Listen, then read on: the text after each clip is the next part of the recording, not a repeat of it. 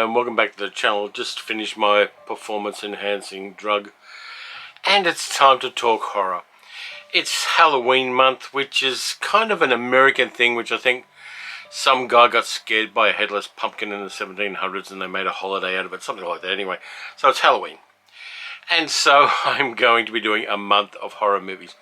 Gonna start out gently with you. I'm going to start out with something old school. Something which by modern lights isn't particularly scary, but which is interesting. In the late 1950s, Hammer, a very small studio which had been making B pictures since the late 1930s, really got lucky and decided to make some classic horror movies. They did Frankenstein, then Dracula, The Mummy, a version of Dr. Jekyll and Mr. Hyde. They did a whole bunch of what were considered classic horror movies. And they cut a deal with Paramount Studios to remake a 1945 movie of theirs called The Man on Half Moon Street, which is eminently forgettable. And they did that. They were going to originally get Peter Cushing to play the lead character, but Peter Cushing had been making movies back to back for a while and he needed a rest, so he was off. They still had Christopher Lee playing the kind of romantic lead. They had Hazel playing the beautiful woman that you need in all of these kind of movies, and they needed a protagonist who could play a guy 104 years old who is kept young by a combination of potions and gland transplants, because the Man on Half Moon Street was a kind of Dorian Gray come monkey gland implant horror movie, and they made the movie and it's quite good. I like it a lot. I will tell you what I put in with a double feature with it after I talk about the movie. But the movie itself is, and by the way, this is the Blu-ray and DVD combination edition, The Man Who Could Cheat Death, starring the wonderful Anton Diffring. Now, Anton Diffring was an interesting character. He was a refugee from the Nazis. He left Germany in the 1930s because as a gay man he would have been persecuted by the German Reich. And so he then went to England and spent most of his time playing Nazis, because that was the fate of many, many people who fled Nazi Germany, from Conrad Veidt in Casablanca to a whole bunch of other actors, and including Werner Kempler, who played Colonel Klink in Hogan's Heroes. He too had fled the Nazis. This movie is a lot of fun. It's got that beautiful saturated colour from the 1950s, 1960s Hammer movies. It's got blood and guts. It's got beautiful women. There was a nude scene with Hazel in it, filmed for continental audiences, but nobody's been able to find it ever since, though Hammer's archives do have a copy of that particular scene, and Hazel admitted in later years that she'd made it. So there was a bit of saucy nudity in the film. There's a bit of violence. There's a romantic lead who's kind of creepy, because Anton Diffring was, in most of his acting roles, kind of creepy. And it's just a lot of fun to watch. Now, this version of it, which I recommend you get because it is on Tubi, it's on Tubi behind me, but you don't get anything beside the raw movie. And yeah, it's a good quality print of the movie, but it's still, physical media, as we all know, is something this channel is big about. And I'll show you what the advantages here. You had a couple of interviews, one with Kim Newman and one with somebody else, about the making of the film. And also, as I said, you get both versions. You get the DVD and the Blu-ray. So if you want to give the DVD your mate and keep the Blu-ray, you can. But you also get a nice little booklet, which I'm going to show you. There's the cover. Kind of cool. I can't see the cover if I show it to you, but there you go. There's a whole bunch of, there's an essay about it by Marcus Hearn from 2015, which is kind of cool. But then they do something else which I kind of like, and I want to show you what that is in a moment when I find it. They reproduced the original 1950s press book for the movie and all of the details on that. So they've got essays about it. They've got different posters that cinemas could get for the movie. They have some other ancillary stuff in there, and they also have some biographies of the cast. All of this is reproduced in this little booklet. It's all material that would be very expensive to get if you're trying to buy it now. And also there are some reproductions of the lobby cards. So you get a nice little package with this particular version of it, which I will credit to the studio. Who is it by? Eureka.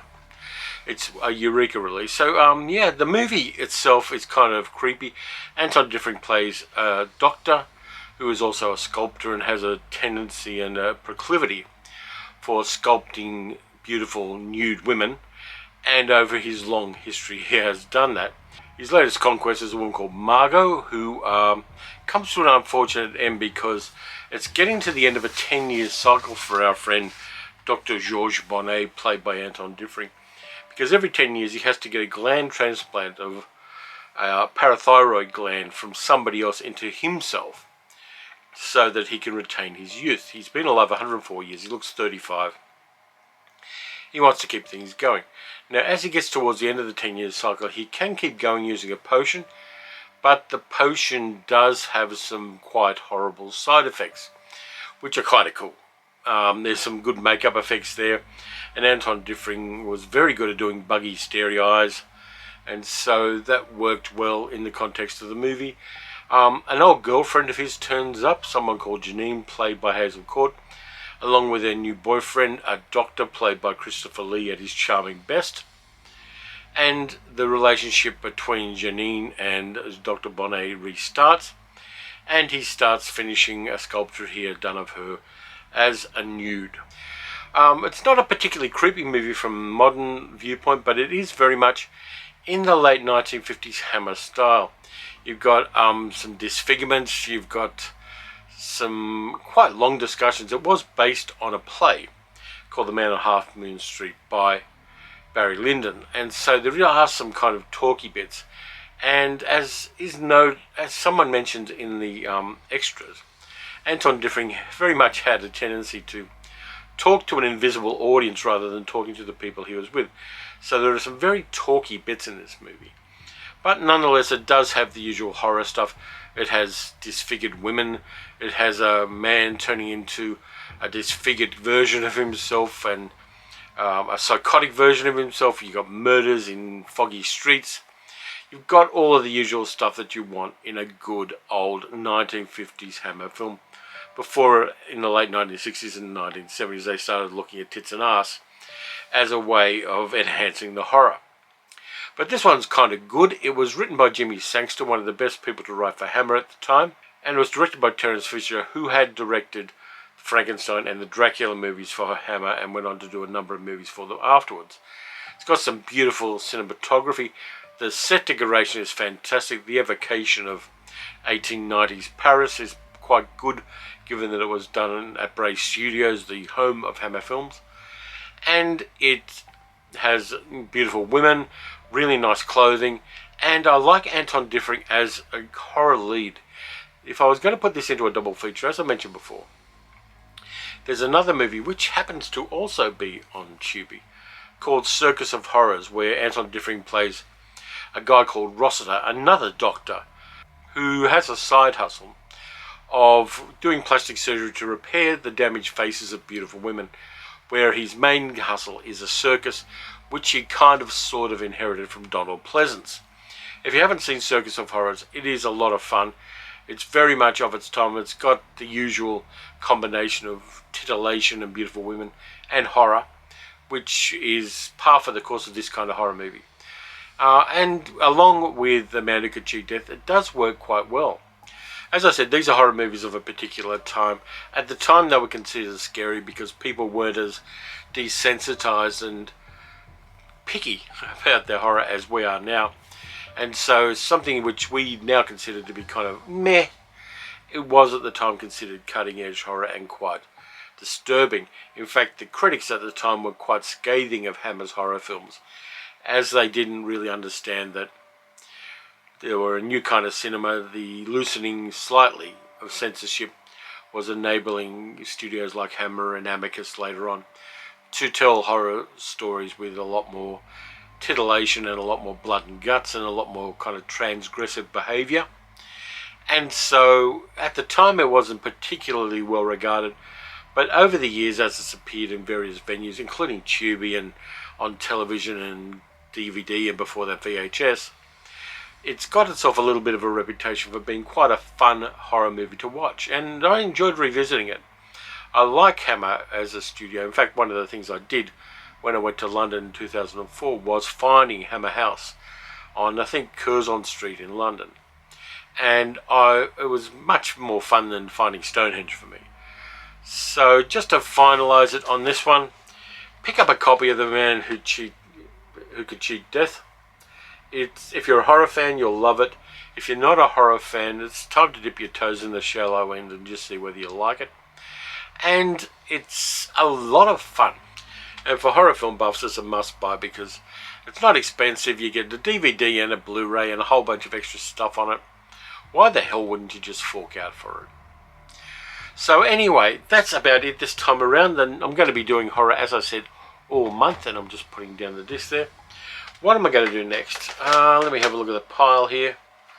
I think I will find something a little more contemporary next time around, something from Umbrella Entertainment, which I haven't seen yet, but I'm looking forward to watching. So anyway, in the meantime, please subscribe. You know you want to. Half of the people who watch this subscribe, half don't, and I really wouldn't mind you doing so.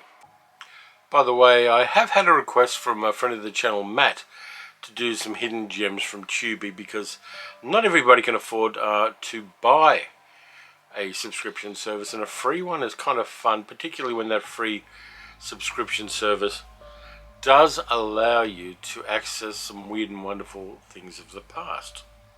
So anyway, look after yourself. So watch some good movies, watch some bad movies, watch a few horror movies because they're a lot of fun and you know you want to. And anyway, in the meantime, take care of yourselves, follow the science, keep healthy, wear a mask, and I'll see you in a few days with the next of my horror movies for October. Take care of yourselves and I'll see you then.